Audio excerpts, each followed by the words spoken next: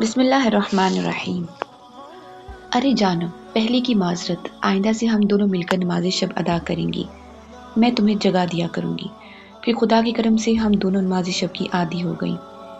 اکثر اوقات جب میں اسے نیند سے بیدار کرنے لگتی تو اسے ایک میسج کرتی، عزیزم میرے آقا کے لیے ضرور دعا کرنا کہ وہ جلد آئیں اور وہ انتظار ختم ہو جائے۔ حسب معمول میں اس دن نماز شب ادا کرنے کے بعد کتب کا مطالعہ کرنے لگی اور انصار مہدی علیہ السلام کی خصوصیات پڑھنے لگی تاکہ میں بھی ان جیسی بن سکوں۔ امام جعفر صادق علیہ السلام نے فرمایا، امام مہدی علیہ السلام کے انصار و مددگار جنگ کے میدان میں آپ کے چاروں طرف حلقہ بنائے ہوئے ہوں گے، اپنی جان کو سپر بنا کر اپنے امام کی حفاظت کریں گے۔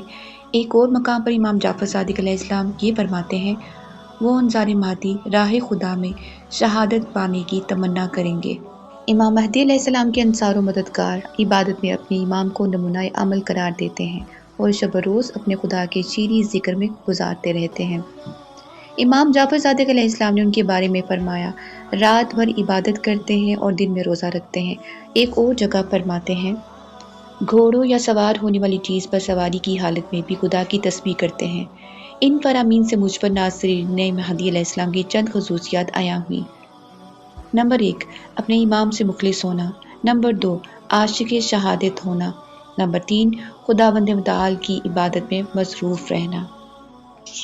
اب مجھے ان خصوصیات کو اپنے اندر لانا تھا، مگر تب میں ایسی تھی کہ مجھے نوجوانوں کی شہادت کے بارے میں سوچ آتی۔ میں سوچتی کہ کاش وہ نوجوان شہید نہ ہوتے۔ شہادت شدید دکھی کر دیتی ہے۔ وہ شہید نہ ہوتے، ان کے گھر والوں کو کتنا بڑا صدمہ مل چکا ہے، مگر میں بھول چکی تھی کہ نہ صرف شہداء بلکہ شہداء کے اہل خانہ کا مقام خداوند متعال کے ہاں بہت بڑھ چکا ہے۔ میں سوچتی تھی کہ محاذ پر 40 سال سے زائد عمر کے افراد کو جانا چاہیے سے عاشق شہادت بن سکتی تھی، جبکہ مجھے تو خدا کی راہ میں اپنے کسی عزیز کو قربان کرنے کا حوصلہ ہی نہیں تھا۔ میں کہتی تھی میں خود شہید ہو جاؤں مگر میرے عزیزوں کو کچھ نہ ہو، جبکہ قرب قربانی سے ملتا ہے۔ میں قرب خدا کی خواہش رکھتی تھی تو مجھے قربانی دینا تھی، ورنہ میں قرب سے محروم رہ جاتی۔ مجھے قربانی دینی تھی، ہاں مجھے خود بھی امام کا سپاہی بننا تھا اور اپنی طرف سے مزید سپاہی تیار کرنے تھے، پھر ہمیں مولا کے قدموں میں جان دینا تھی۔ میں شہداء کے بارے میں سرچ کرنے لگی تو میرے سامنے شہید محسن حججی کی تصویر آئی۔ انہیں دیکھ کر میرا دل غمگین ہوا کہ اتنی کم عمر میں شہادت، ان کا بیٹا بھی چھوٹا سا تھا اور ان کی اہلیہ بھی ابھی جوان تھی۔ میرے دل میں سوال اٹھا کہ یہ شہداء کس مزاج کے لوگ ہیں، کیسے اپنے عزیز و اقارب کو چھوڑ کر اپنے آپ کو قربان کر دیتے ہیں۔ حیرانگی تو مجھے شہید کی اہلیہ کے متعلق پڑھ کر ہوئی۔ وہ خود عاشقہ شہادت تھی اور انہوں نے خود اپنے خاوند کو حرم کی حفاظت کے لیے والدین سے اجازت لے کر دی تھی۔ اب اس سے زیادہ میں شہداء کے متعلق نہیں پڑھ سکتی تھی کیونکہ میرا دل بہت دکھی ہو چکا تھا۔ میں تو شہداء سے دور جانے لگی تھی، مگر شہداء خود چاہتے تھے کہ میں ان کے راستے پر آؤں۔ رات کو میں بستر پہ لیٹی زہرا حججی کے متعلق سوچ رہی تھی کہ ان میں کتنا حوصلہ ہے اپنے عزیز کو اپنے ہاتھوں سے تیار کر کے شہادت کی طرف بھیجنا۔ ایک دن شہید مرتضیٰ آوینی کا ایک خوبصورت جملہ میرے سامنے آیا جو کچھ یوں تھا، امام زمان علیہ السلام کے سپاہی اپنے گناہوں کے علاوہ کسی سے نہیں ڈرتے۔ مجھ پر عیاں ہوا کہ شہداء دراصل عاشق مہدی علیہ السلام ہیں، ان کا معشوق اور میرا معشوق ایک ہی ہے، پھر بھلا انسان وہاں سے کیسے دور ہو سکتا ہے جہاں معشوق کا ذکر ہو۔ اب میرے اندر شہداء کے متعلق تجسس پیدا ہونے لگا۔ وہ کیسے لوگ تھے، ان کے نظریات کیا تھے، کیا چیز تھی جس نے انہیں دنیا سے بے رغبت کر دیا۔ میں جیسے جیسے شہداء کے متعلق پڑھتی گئی ویسے ویسے میرے دل میں شہادت کی محبت پیدا ہونے لگی۔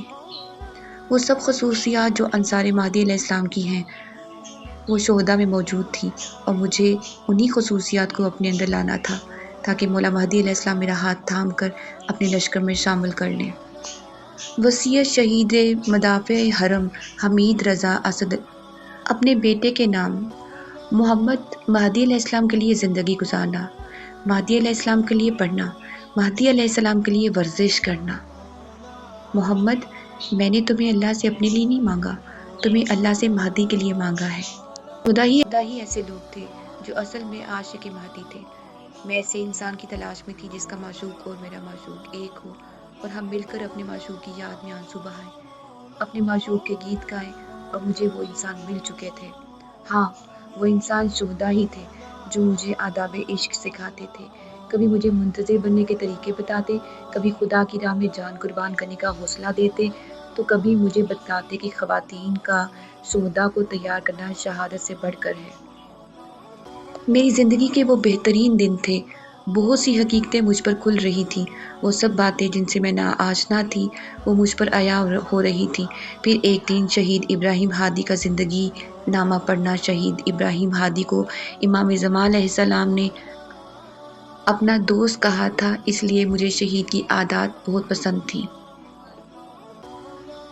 ہر طرف تاریکی تھی، سردیوں کی راتیں بہت سنسان اور تاریک ہوتی ہیں۔ دور سے ایک سایہ مجھے نظر آیا، وہ شخص دھندلا دھندلا مجھے دکھائی دے رہا تھا، آہستہ آہستہ وہ قریب آ رہا تھا، مگر عجیب بات تو یہ تھی کہ مجھے ڈر بھی نہیں لگ رہا تھا۔ جیسے ہی وہ میرے قریب آیا تو میں اسے پہچاننے کی کوشش کرنے لگی۔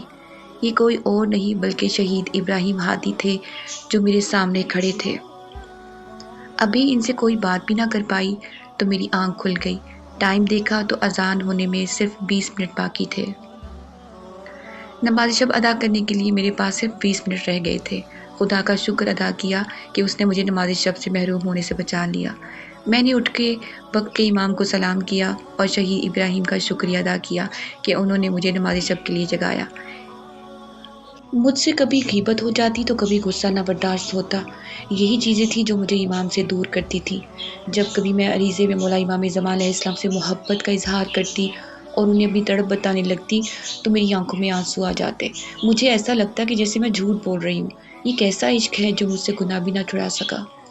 جب معشوق کو غیبت، غصہ اور دیگر گناہ پسند نہیں تو عاشق کیوں کر ایسے کام سر انجام دے سکتا ہے؟ پر شب و روز کرتے ہیں عشق کے دعوے، شب و روز کرتے ہیں عشق کے دعوے، نہ کریں گے گناہ کرتے ہیں وعدے۔ شرمندہ ہیں ہم، سر کو جھکائے کھڑے ہیں، اب تو آ جائیے، آنکھوں میں آنسو سجائے کھڑے ہیں۔ کرتی پھر سے گناہ نہ کرنے کا وعدہ۔ میں بے بس ہو چکی تھی، میں ان سے دوری برداشت نہیں کر پا رہی تھی۔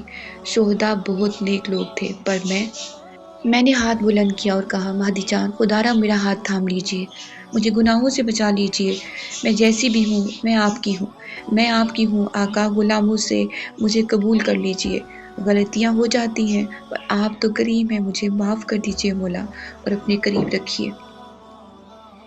سید نصرت بخاری کی مجالس مجھے بہت پسند تھی، وہ حقیقی منتظر تھے، ان کی ہر بات میں امام زمان علیہ السلام کا ذکر ہوتا، ان کی مجالس میرے اندر جذبہ پیدا کرتی کہ میں بھی ایک حقیقی منتظر بنوں اور وقت کے امام کی نصرت کے لیے خود کو آمادہ کروں۔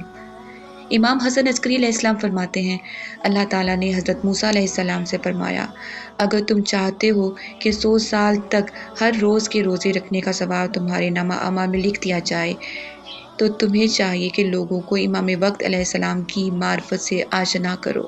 بھی کتاب کھولتی اس میں کوئی ایسی بات ضرور سامنے آ جاتی جس سے میرے اندر تقویٰ پیدا ہوتا۔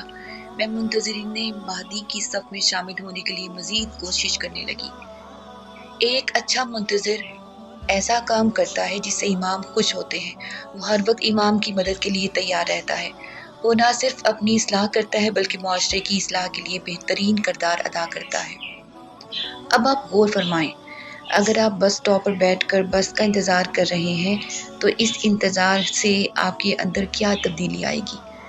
اگر بس تاخیر سے آئی تو آپ چڑچڑے ہو جائیں گے، ایسا انتظار کوئی فائدہ نہیں دے رہا، جبکہ ایک مہمان کا انتظار کرتے ہوئے آپ نہ صرف خود کو بہتر بنائیں گے بلکہ گھر کے ماحول کو بھی درست کر لیں گے۔